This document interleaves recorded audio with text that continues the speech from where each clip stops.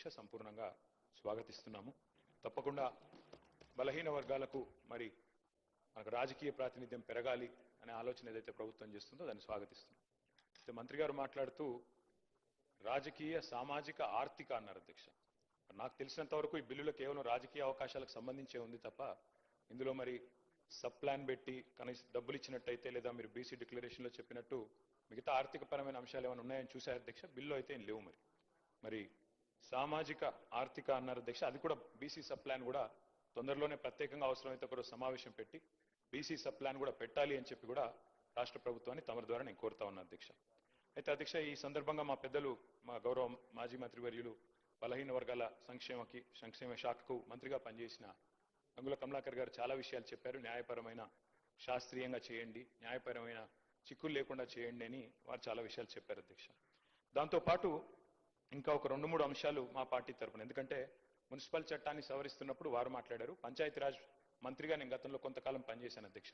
కాబట్టి నా అనుభవంతో వారికి కొన్ని సలహాలు సూచనలు కూడా నేను చేయాలనుకుంటా ఉన్నా అధ్యక్ష. అధ్యక్ష మా పార్టీ కొత్తగా ఈరోజు బలహీన వర్గాల సంక్షేమం గురించి ఈరోజు మాట్లాడడం లేదు అధ్యక్ష. పెద్దలు కేసీఆర్ గారు 2004వ సంవత్సరంలో ఆనాడు యూపీఏ ప్రభుత్వంలో ఆనాడు కాంగ్రెస్ పార్టీతో మేము పొత్తు పెట్టుకున్నాం అధ్యక్ష. పొత్తు పెట్టుకున్న తర్వాత ఆ రోజు యూపీఏ ప్రభుత్వంలో భాగస్వామిగా కూడా దాదాపు సంవత్సరంన్నర కాలం మంత్రిగా కూడా కేంద్ర కేబినెట్ మంత్రిగా కూడా కేసీఆర్ గారు పనిచేసినారు. ఆ సమయంలో అధ్యక్ష 2004 డిసెంబర్ 17 నేను డేట్తో సహా చెప్తా ఉన్నాను.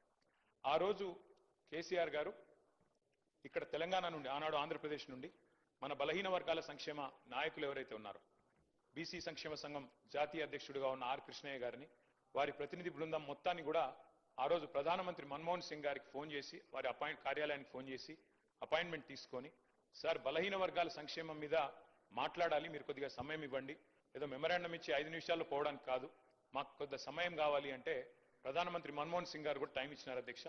దాదాపు 45 నిమిషాలు టైం ఇస్తే గంటన్నర పాటు సమావేశం జరిగింది అధ్యక్ష. ఈరోజు మన బీసీ కమిషన్ మాజీ చైర్మన్ గా ఉన్న వకులాభరణం కృష్ణమోహన్ రావు గారు కూడా అందులో ఉన్నారు ఆ ప్రతినిధి బృందంలో. అట్లాగే ఆర్ కృష్ణయ్య గారు వీరందరూ కూడా ఉన్నారు. ఆ రోజు కేంద్ర మంత్రిగా కేసీఆర్ గారు డిమాండ్ చేసింది అధ్యక్ష ఆనాటి ప్రధానమంత్రి గారిని, సార్ ప్రతి రాష్ట్రంలో బలహీన వర్గాల సంక్షేమ శాఖ ఉంది, బీసీ వెల్ఫేర్ మినిస్ట్రీ ఉంది, దానికి బడ్జెట్ కేటాయింపులు ఉన్నాయి.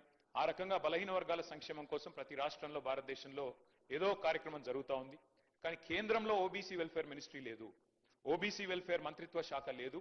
పెడితే చాలా బాగుంటుంది. అప్పుడు ఏమవుతుందంటే అనుసంధానం చేసుకొని ఓబీసీ అక్కడ కేంద్రంలో ఉన్న మంత్రిత్వ శాఖ రాష్ట్రంలో ఉండే మంత్రిత్వ శాఖలు కలిసి పనిచేస్తే మరింత మేలు చేయవచ్చు, ఓబీసీ మంత్రిత్వ శాఖ పెట్టండి అని మొట్టమొదటిసారిగా భారతదేశంలో మరి ఒక కేంద్ర మంత్రిగా ప్రధానమంత్రి గారి దృష్టికి తీసుకుపోయిన నాయకుడు మా నాయకుడు కేసీఆర్ గారు అనే మాట నేను మీకు గుర్తు చేస్తా ఉన్నాను అధ్యక్ష. అట్లాగే అధ్యక్ష పార్టీ పెట్టిన కొత్తలోనే బీసీ పాలసీ తెచ్చి కొంత మరి మా పార్టీ విధానాల్లోనే బీసీ పాలసీ అంటూ తీసుకొచ్చింది కూడా ఆనాడు టీఆర్ఎస్ అధ్యక్ష. రాష్ట్రం ఏర్పడ్డది అధ్యక్ష. చాలా మంది పెద్దలు చెప్తా ఉంటారు కేసీఆర్ గారి నాయకత్వంలో ప్రజా ఉద్యమం నిర్మాణం జరిగింది, అందులో అందరం కూడా పాల్గొన్నాం. ఈ హౌస్ లో ఉన్న వాళ్ళలో కూడా చాలా మంది ఉన్నాం. అందులో భాగంగానే ఆనాడు పార్టీలకు అతీతంగా పోరాడితే అల్టిమేట్ గా తెలంగాణ సిద్ధించింది. తెలంగాణ వచ్చిన తర్వాత అధ్యక్ష 2014లో మొట్టమొదటిసారి ఇక్కడ శాసనసభ కొలువు తీరిన తర్వాత తమరు కూర్చున్న స్థానంలో అధ్యక్ష అక్కడ కూర్చున్నది సిరికొండ మధుసూనాచారి గారు, బలహీన వర్గాల బిడ్డ స్పీకర్ గా. ఇక్కడ కౌన్సిల్లో శ్రీ కనకమామిడి స్వామి గౌడ్ గారు, అక్కడ చైర్మన్ గా స్వామి గౌడ్ గారు, ఇక్కడ మొట్టమొదటి స్పీకర్ గా మరి మధుసూనాచారి గారిని కూడా చేసుకున్నది ఆనాడు టీఆర్ఎస్ ప్రభుత్వం అధ్యక్ష. అట్లాగే ఫస్ట్ టైం అధ్యక్ష చరిత్రలో, ఉమ్మడి ఆంధ్రప్రదేశ్ చరిత్రలో, ఇందాక పాయల్ శంకర్ గారు మాట్లాడుతూ అన్నారు అడ్వకేట్ జనరల్ ఎన్నడూ కాలేదు అని, దాన్ని కూడా మార్చి తిరగరాసి మొట్టమొదటి అడ్వకేట్ జనరల్ బలహీన వర్గాల బిడ్డను చేసింది కూడా కేసీఆర్ గారి ప్రభుత్వం. బిఎస్ ప్రసాద్ గారు వారిని ఆనాడు మొట్టమొదటి ఏజీగా నియమించింది కూడా కేసీఆర్ గారి ప్రభుత్వం అధ్యక్ష. ఇందాక కొంతమంది మిత్రులు మాట్లాడితే ఇంకేదో అన్నారు, నేను దాని జోలికి ఎక్కువ పోను. కానీ ఇవాళ కూడా మా పార్టీకి 3 ప్రోటోకాల్ పొజిషన్లు ఉన్నాయి సార్ రాష్ట్రంలో. ఒకటి శాసనసభలో ప్రతిపక్ష నాయకుడిగా కేసీఆర్ గారు ఉన్నారు, అక్కడ శాసన మండలిలో ప్రతిపక్ష నాయకుడిగా మధుసూనాచారి గారు ఉన్నారు, అట్లాగే శాసన మండలిలో డిప్యూటీ చైర్మన్ గా బండా ప్రకాష్ గారు ఉన్నారు. అంటే 3 ప్రోటోకాల్ పొజిషన్స్ ఉంటే అందులో 2 బీసీ బిడ్డలకిచ్చి మా పార్టీ నిబద్ధతను చాటుకున్నామనే మాట కూడా నేను వారికి విజ్ఞప్తి చేస్తా ఉన్నాను అధ్యక్ష. అట్లాగే అధ్యక్ష మా ప్రభుత్వం ఉన్నప్పుడు చట్టసభల్లో మేము 2 సార్లు తీర్మానం చేశాం అధ్యక్ష. ఇక్కడ శాసనసభలో, అక్కడ శాసన మండలిలో 2 తీర్మానాలు చేసి పంపించినాం ఏకగ్రీవంగా. ఆ రోజు కాంగ్రెస్ పార్టీ కూడా మాకు మద్దతు పలికింది. శ్రీధర్ బాబు గారు, బట్టి విక్రమార్క గారు ఆనాడు ఇక్కడ ఉన్నారు, వారు మద్దతు పలికినారు అధ్యక్ష. ఒక తీర్మానం ఏం చేసినాం అధ్యక్ష, మేము సెన్సస్ తో పాటు 2021లో చేయబోయే సెన్సస్ తో పాటు జనగణనతో పాటు కులగణన కూడా చేయండి అని మొట్టమొదటిసారి రాహుల్ గాంధీ గారు మాట్లాడే కంటే ముందే కులగణన గురించి మాట్లాడిన మొట్టమొదటి ప్రభుత్వం తెలంగాణ ప్రభుత్వం అన్నాడు కేసీఆర్ గారి నాయకత్వంలోనే మాట కూడా నేను గుర్తు చేస్తా ఉన్నా. తీర్మానం కూడా మీ రికార్డులో ఉంటుంది సార్. జాతీయ స్థాయిలో చేయాలని చెప్పాము, తర్వాత ఏం చేసామో కూడా చెప్తాను సార్. అట్లాగే చట్టసభల్లో కూడా రిజర్వేషన్లు ఇవ్వండి.